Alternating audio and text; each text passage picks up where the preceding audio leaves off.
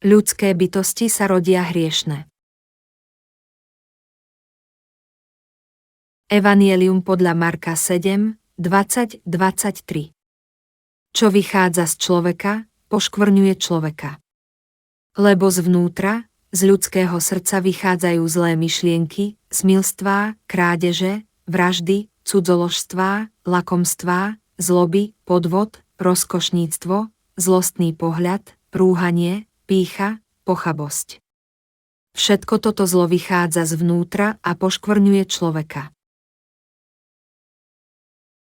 Ľudia sú zmetení a žijú podľa svojich vlastných predstav. Kto bude s najväčšou pravdepodobnosťou zachránený? Ten, čo sám seba považuje za najväčšieho hriešnika na svete. Skôr, ako budem pokračovať, rád by som vám dal jednu otázku. Čo si o sebe myslíte? Myslíte si, že ste celkom dobrí alebo zlí? Čo si myslíte? Všetci ľudia žijú podľa svojich vlastných predstav. Pravdepodobne nie ste ani taký zlý, ani taký dobrý, ako si myslíte. Kto potom podľa vás žije lepším životom vo viere? Tí, čo sami seba považujú za dobrých, a či tí, čo si myslia, že sú zlí? Tí druhí.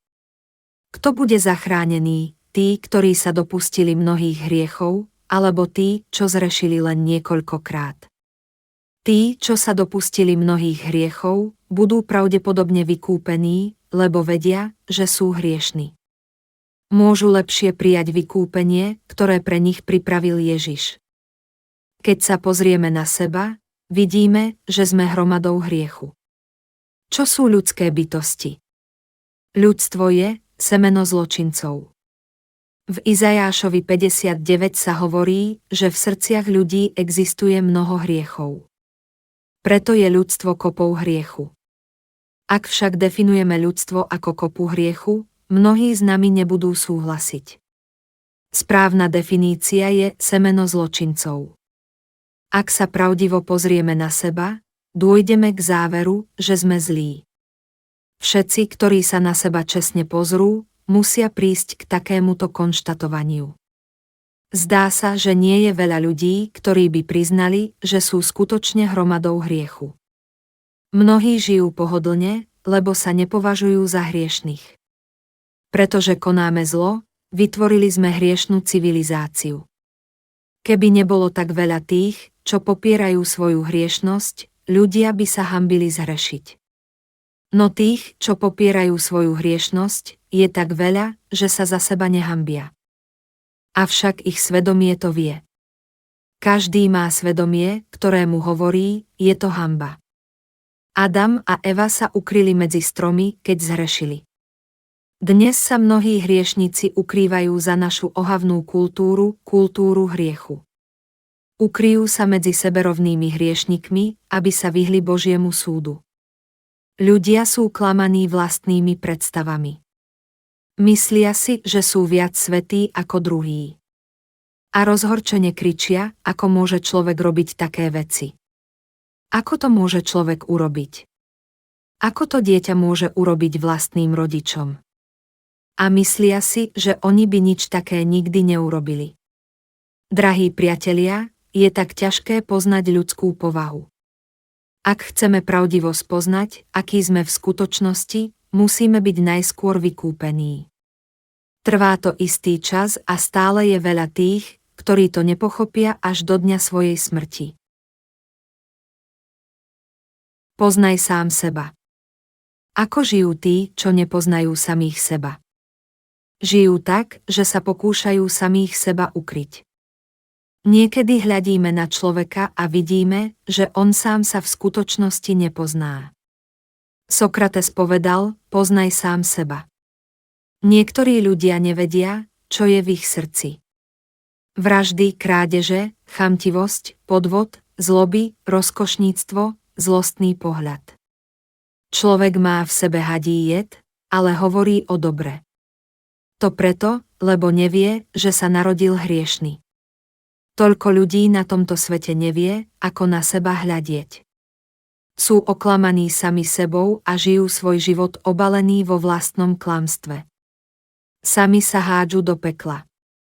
Pôjdu do pekla kvôli svojmu vlastnému klamu. Ľudia sa po celý život dopúšťajú hriechu. Prečo pôjdu do pekla? Lebo nepoznajú samých seba. Pozrime sa na Evangelium podľa Marka 7, 21-23. Lebo zvnútra, z ľudského srdca vychádzajú zlé myšlienky, smilstvá, krádeže, vraždy, cudzoložstvá, lakomstvá, zloby, podvod, rozkošníctvo, zlostný pohľad, rúhanie, pýcha, pochabosť. Všetko toto zlo vychádza zvnútra a poškvrňuje človeka. Srdcia ľudí sú už odo dňa počatia naplnené zlom. Predstavme si, že srdce človeka je ako pohár až po okraj naplnený špinavou tekutinou, našimi hriechmi. Čo by sa stalo, keby takýto človek ustúpil dozadu a potom dopredu? Špinavá tekutina, hriech, by sa, pravdaže, rozliala. A ako by sa pohyboval, hriech by sa naďalej vylieval sem a tam. My, ktorí nie sme ničím, len kopou hriechu, práve takto žijeme svoj život. Kamkoľvek sa pohneme, dopúšťame sa hriechu. Dopúšťame sa ho po celý život, lebo sme len kopou hriechu. Problémom však je, že si neuvedomujeme, že sme hromadou hriechu, jeho semenom. Sme hromadou hriechu, v srdci máme hriech. Takíto sú ľudia v skutočnosti. Masa hriechu už preteká. Prvým hriechom ľudí je to, že neveria vo svoju vrodenú hriešnosť, ale veria, že ich k hriechom privedú iní a oni v skutočnosti nie sú na chybe. Aj keď sa dopúšťajú hriechu, myslia si, že sa musia len dočista umyť a zbavia sa ho. Keď zhrešia, poutierajú po sebe, hovoriac si, že to vlastne nebola ich chyba. Len preto, že to potom poutierame, nerozlejeme hriech zas. Stále by sme museli zas a znova okolo seba utierať. Ak je pohár plný hriechu, vždy sa bude z neho vylievať. Nemá význam utierať rozliate.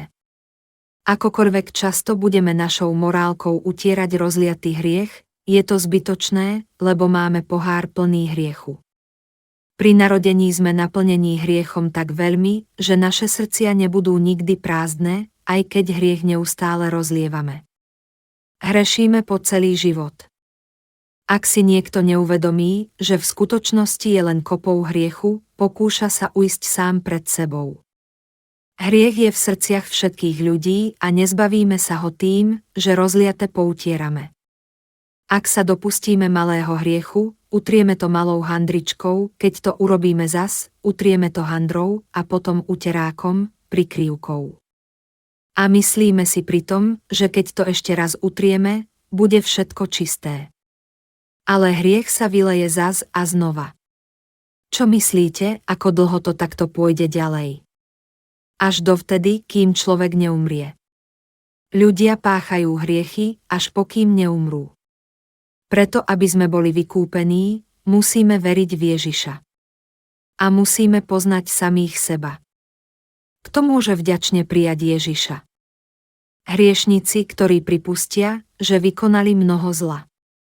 Predstavme si, že sú dvaja muži, ktorých môžeme prirovnať k dvom pohárom naplneným špinavou tekutinou. Oba sú plné hriechu.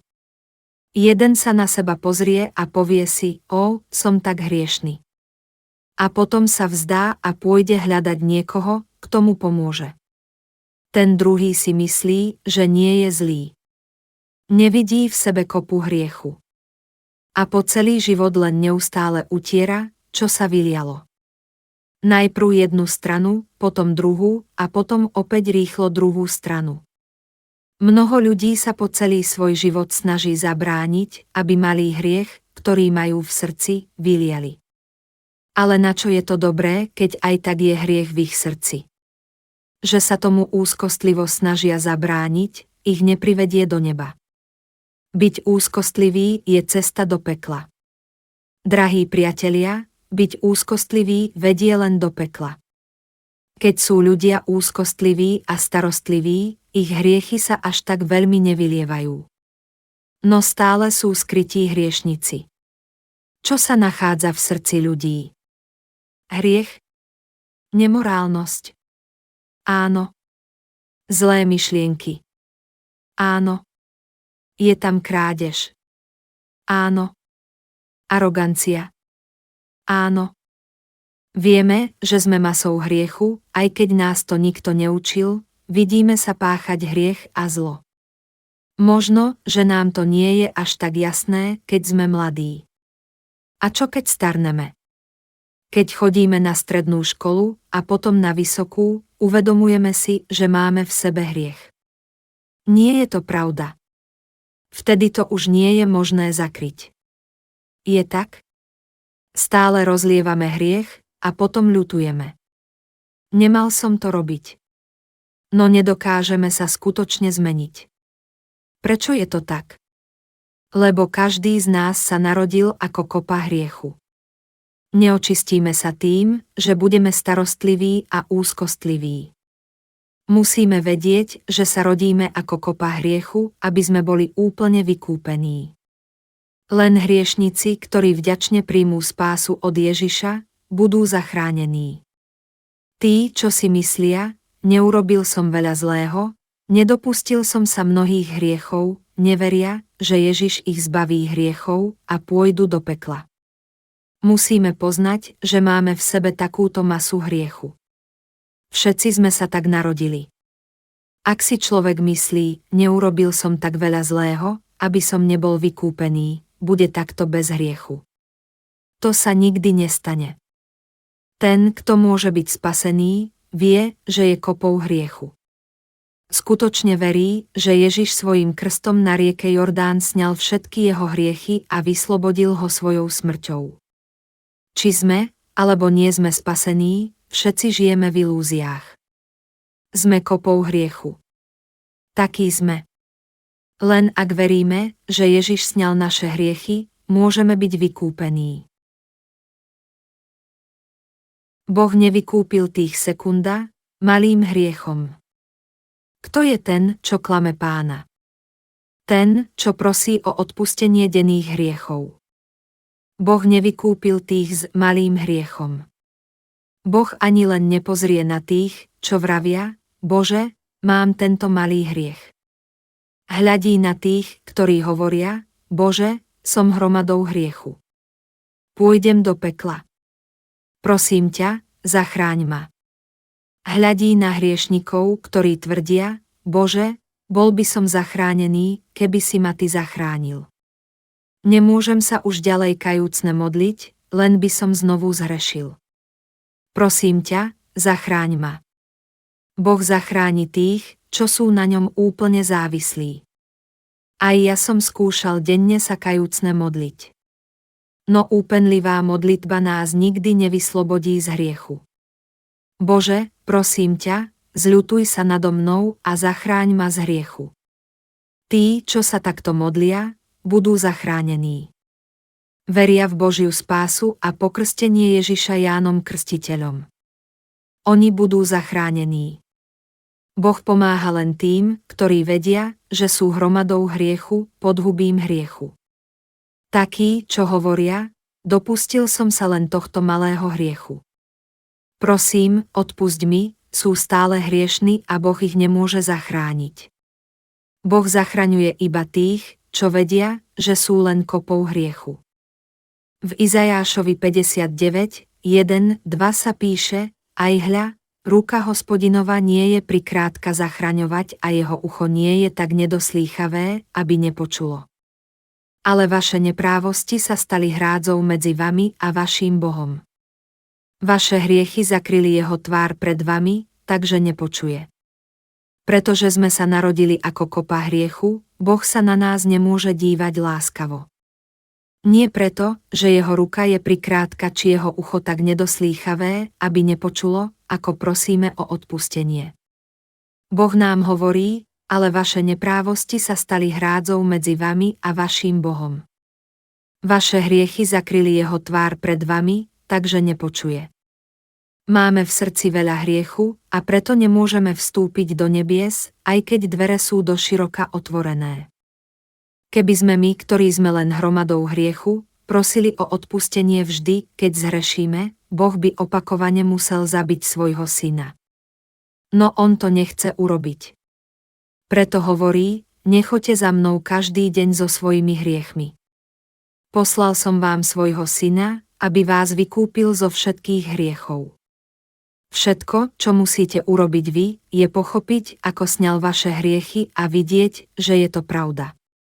Potom uverte v evanjelium vykúpenia a budete spasení. Toto je tá najväčšia láska k vám, moje stvorenia. Hovorí nám, uverte v môjho syna a buďte vykúpení. Ja, váš Boh, posielam vám svojho syna, aby očinil všetky vaše hriechy a neprávosti. Uverte v neho a buďte zachránení.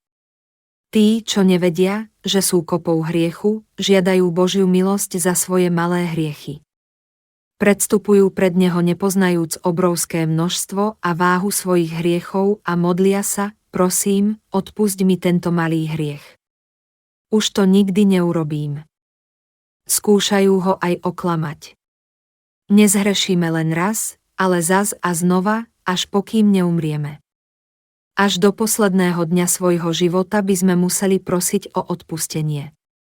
Odpustenie jedného hriechu nič nevyrieši, lebo zhrešíme každý deň svojho života, až pokým neumrieme. Jediný spôsob, ako sa zbaviť hriechov, je, aby ich Ježiš sňal. Čo je ľudstvo? Kopa hriechov. Biblia zaznamenáva hriechy ľudstva. Izajáš 59, 3, 8, lebo vaše dlane sú poškvrnené krvou a vaše prsty neprávosťou, vaše pery hovoria lož, váš jazyk šepce podlé veci. Nikto nepredvoláva na súd podľa práva, nikto nejde pred súd čestne. Dúfajú v ničotu, rozprávajú daromnosti, počnú trápenie a porodia skazu. Vysedia v reteničie vajcia, kajú pavúčie vlákna. Kto zje z ich vajec, zomrie a z rozšliapnutého sa vyliahne zmija. Z ich vlákien nebude rúcho, nezakryjú sa svojím výrobkom. Ich výrobok je dielom skazy, násilníctvo majú v rukách. Ich nohy bežia k zlému a ponáhľajú sa prelievať nevinnú krv. Ich myšlienky sú myšlienkami skazy, hynutie a pustošenie je na ich cestách. Cestu pokoja neznajú a v ich stopách niet práva, chodia krivými chodníkmi, nikto nepozná pokoj, kto po nich kráča. Ľudské prsty sú poznačené neprávosťou a celý život páchajú zlo. Všetko, čo robia, je zlo. A náš jazyk šepce podlé veci, všetko, čo vychádza z našich úst, je lož. Keď hovorí lož, hovorí zo svojho vlastného, Evanjelium podľa Jána 8:44. Tí, čo nie sú znovu zrodení, radi hovoria, hovorím ti pravdu, naozaj. Čo hovorím, je pravda. Ale všetko, čo hovoria, sú len lži. Ako je napísané, keď hovorí lož, hovorí zo svojho vlastného. Ľudia veria prázdnym slovám a klamú. Plodia zlo a neprávosť. Vysedia vajcia zmije a utkajú pavúčiu sieť. Boh povedal, kto zje z ich vajec, zomrie a z rozšliapnutého sa vyliahne zmija. Hovorí, že každý má v srdci vajcia zmije. Vajcia zmije. V tvojom srdci je diabol. Buď spasený tým, že uveríš v evanjelium vody a krvi. Kedykoľvek začnem hovoriť o Bohu, nájdu sa ľudia, ktorí povedia, nehovor mi o Bohu. Vždy, keď sa snažím niečo urobiť, vylieva sa zo mňa hriech. Vytriskne zo mňa. Nemôžem urobiť ani len krok bez toho, aby som nezhrešil. Nemôžem si pomôcť. Som preplnený hriechom. Tak mi nehovor o Bohu. Tento človek si je istý, že v skutočnosti je len kopou hriechu, no nevie, že evanjelium ho môže zachrániť. Tí, čo sú si vedomí svojej hriešnosti, môžu byť zachránení. V skutočnosti sme všetci takí. Každý sa dopúšťa hriechu, kamkoľvek ide. Hriech jednoducho pretečie, lebo všetci ľudia sú hromadou hriechu. Záchrana je možná prostredníctvom Božej sily. Nie je to jednoducho úžasné. Tých, čo zrešia, či už keď sú nahnevaní, šťastní alebo pohodlní, môže zachrániť len Pán Ježiš. On prišiel, aby ich zachránil. On úplne očinil vaše hriechy. Vedzte, že ste kopou hriechu a buďte zachránení.